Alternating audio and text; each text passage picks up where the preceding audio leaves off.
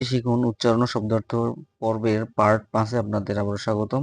আজকে আমরা শিখব সাইলেন্ট এল, সাইলেন্ট এন এবং সাইলেন্ট ডাব্লিউ, অর্থাৎ কোন কোন শব্দগুলোতে এল, এন এবং ডাব্লিউ উচ্চারণ হয় না।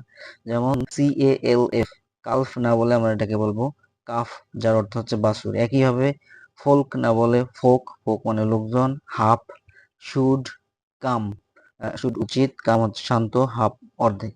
এরপর এন হচ্ছে অটামন, AUTUMN, অটামন না বললে আমরা এটাকে বলবো অটাম, অটাম হচ্ছে শরৎকাল। কলামন, কলামন না বলে আমরা বলবো কলাম, কলাম মানে স্তম্ভ।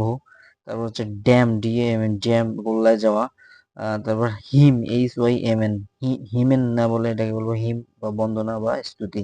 এরপর সাইলেন্ট ডাব্লিউ হচ্ছে আনসার, আনসারের এখানে আনসার র উচ্চারণ না করলেও চলবে। তো আর হওয়ার কথা ছিল NSW এর আনসার না হয়, এটা হচ্ছে কি